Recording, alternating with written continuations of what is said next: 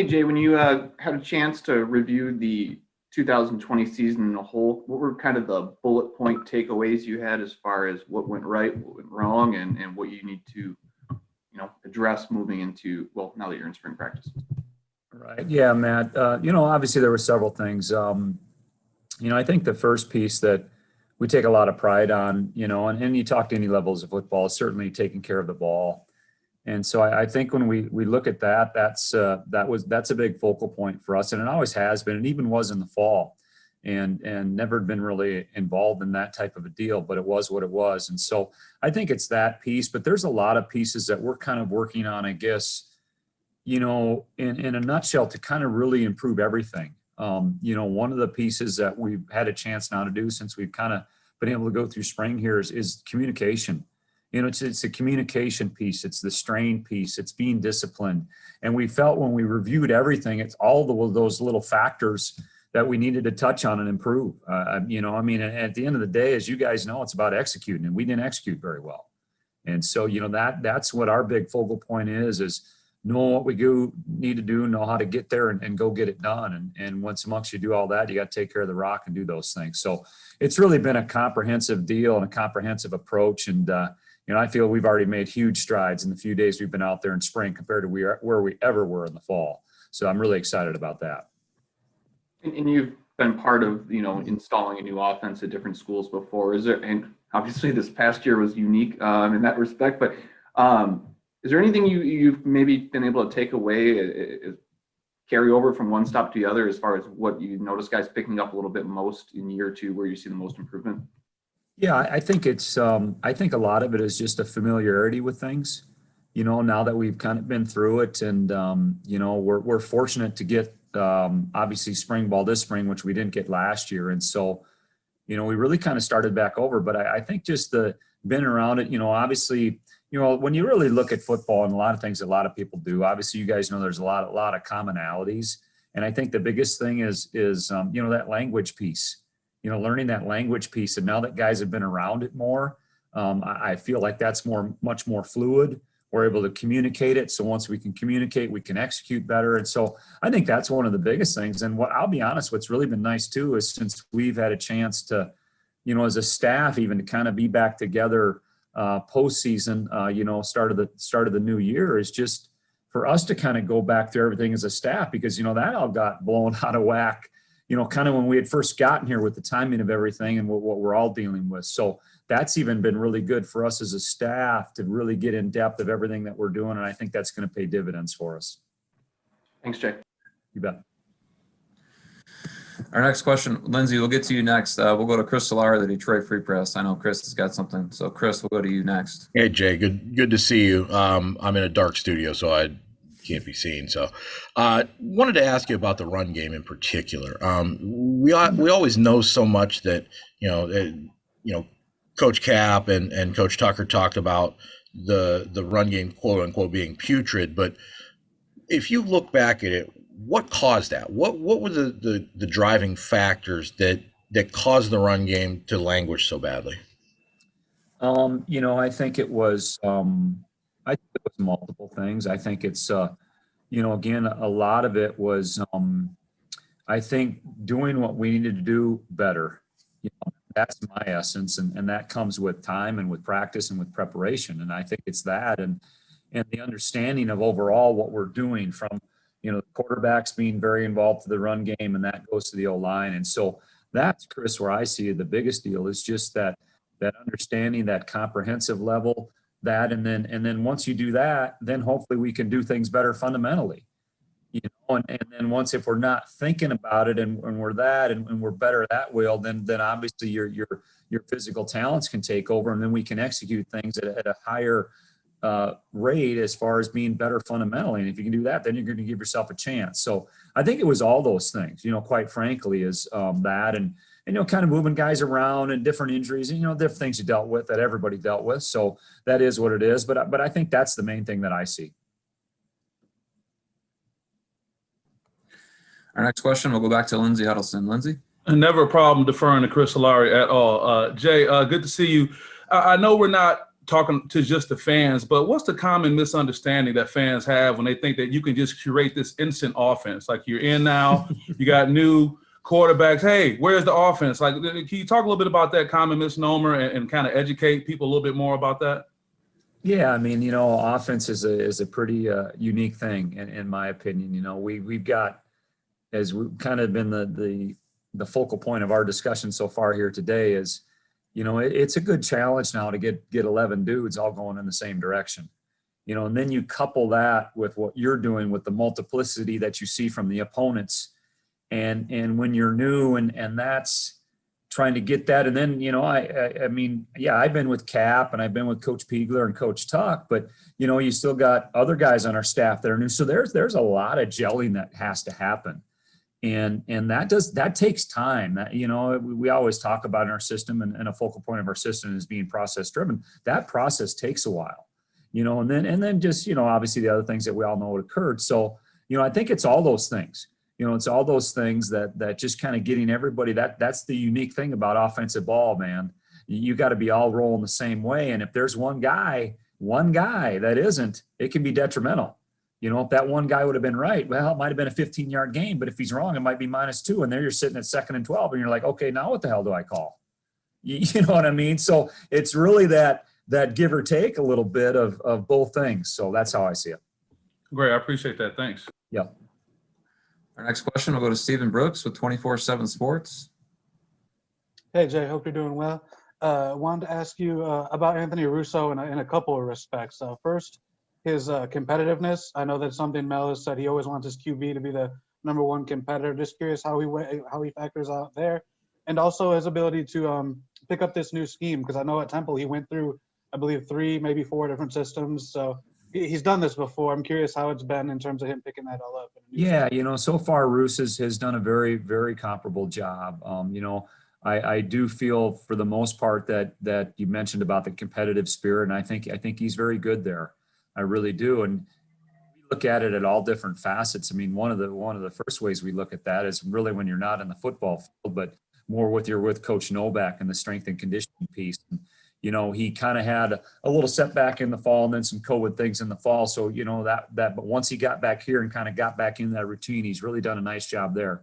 And then, as you mentioned, he's been through a lot of, I think, transition and change there at his previous stop. And so he's handled it really well. But just like anything, and just like any good football players, and particularly at the quarterback spot, you got to work at it. And he's been showing that he's willing to do that. He's really putting in a lot of time to try to learn it and learn the new language and all the things that go with it. And so far, he's done a very nice job.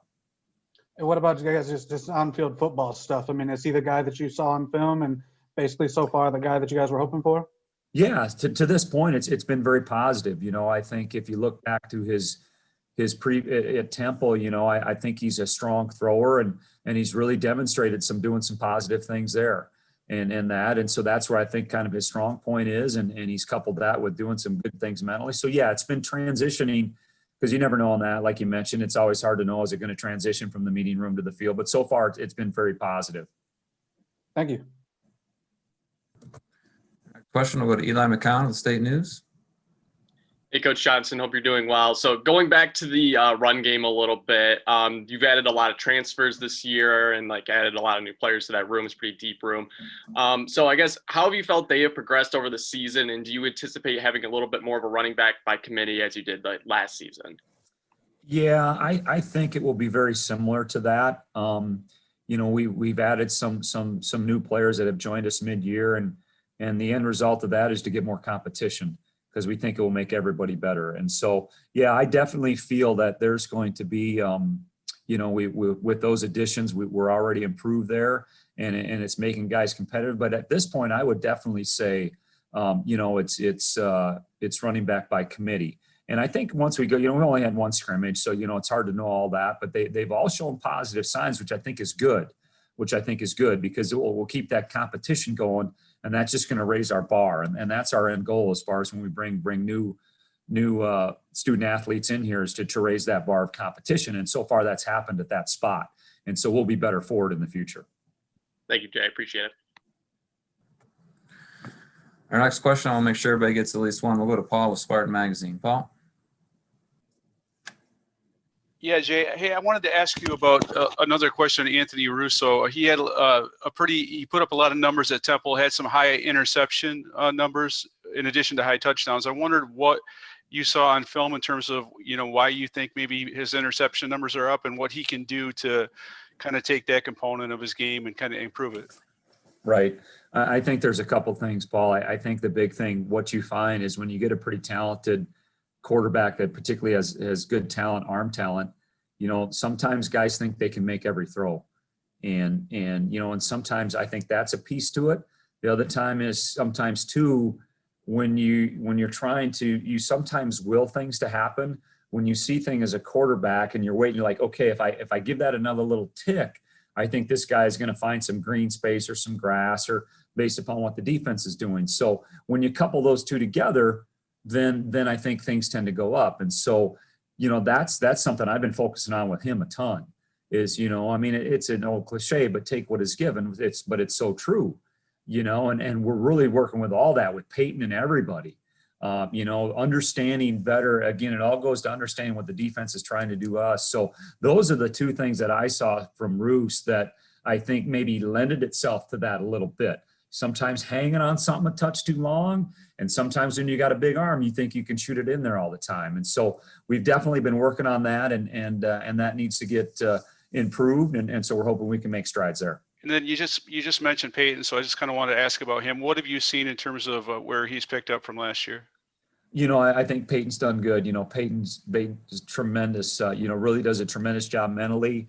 He's physically gifted athletically. And I think the biggest piece for him is, being in the new system again in the fall. I think he started to grow towards the end of the year. And again, I think things are beginning to slow down for him a little bit. And that's what he needs to happen because he's very high energy and we need him to slow down a little bit for him. And I think that's been occurring so far from what I've seen because he does a great job, really knows things inside and out. And has the ability to help us there and manage that part on the field. And now I think it's just coupling and playing within each play and with your body position and getting that done. So he's had a solid spring to point as well. Thank you. We have time for a couple more before Coach has to go. We'll go to Matt Wenzel, and then we'll wrap it up with Stephen Brooks. Matt? Hey, Jay, to stay on Payton, he had those 3 games where he got in after Rocky came out. But the start at the end of the year, how much do you think that maybe changed his outlook just to be able to get the ball at the start of the game and not enter when you're down by double digits and kind of get that fresh slate as far as his confidence and his ability to approach? Yeah, no, I think that definitely helps you, playing that spot. Sometimes it's always easy for the backup to come in. You see backups come in and have some great names sometimes because, it's just kind of there. They're not as preparing as the starter does. So I think to have him go through that there at the end with the Penn State game was really big. And he came out, as we know, first series wasn't very good. As you kind of know, he kind of willed some things to happen. He threw that interception right away. But then after that, he kind of got settled in. And I thought that was a big step for him. And I think that bodes well for his confidence. And then he really played very solid for the rest of that game. And so I do think it matters. I do think it helps. There's nothing that can substitute for experience and getting out there when you got to do it. And particularly when you're going to be the guy from day one. And he knew that. And so, I think that's a big tip for him. And with how much to having your top 4 receivers back, kind of, with the, obviously there's a quarterback competition, but with having those 4 guys back, how much does that help whoever gets the job? Because you do have some reliable guys. Yeah, I think it helps us tremendously. I really like our position there and the way those guys have come along with Coach Hawk has been good. So yeah, that's going to be huge, with those guys there. And yeah, I think it would definitely benefit him. And because those guys, again, are at a new level, they understand things better. And a lot of that whole deal we've all been talking about is a little bit that quarterback receiver relationship and understanding those guys better. Now I think we understand them better, and hopefully that's going to help us perform better and get it where it needs to be at a higher level. Thanks, Jay. Our last question, I'll go back to Stephen Brooks. Hey, Jay, wanted to ask, how important is it to have this spring to get a look at guys like Noah Kim and Theo Day? Maybe I'm assuming here, forgive me if I am, but I imagine last fall you probably had to sort of cut that field kind of quick to 1 or 2 guys and really focus on them. To get this time to look at the other 2 younger guys, obviously Hamp's there as well, but what can this spring bring for them, you think, just in terms of your evaluation of them? Yeah, no, I think it's very important, Stephen. We I tried in the fall because everything was so new, and with the lack of spring, Rocky and Theo and Payton got a lot of it. But then I had to go quick and change it once we got into the game mode. And so to have this time now is really beneficial for Noah and Theo and and Hamp as well, trying to develop him. He just has gotten here. But so it's good, now as we get further along in spring, and then we'll kind of see how things evolve, that's going to have to go, because we got to get the guys ready. They got to go take the snaps, and we're really in the process of doing that now. But yes, we're definitely trying to, I guess, a couple things. One, to kind of evaluate those guys in a little better form and see what they can do. And then hopefully, again, the experience piece, and get them reps and bring them up to speed, and trying to get both things accomplished if we can. Thanks very much. Our coach, really appreciate your time. Thanks for joining us today. All right. Thanks, guys. Stay safe. Be good. Thank you. Thank you.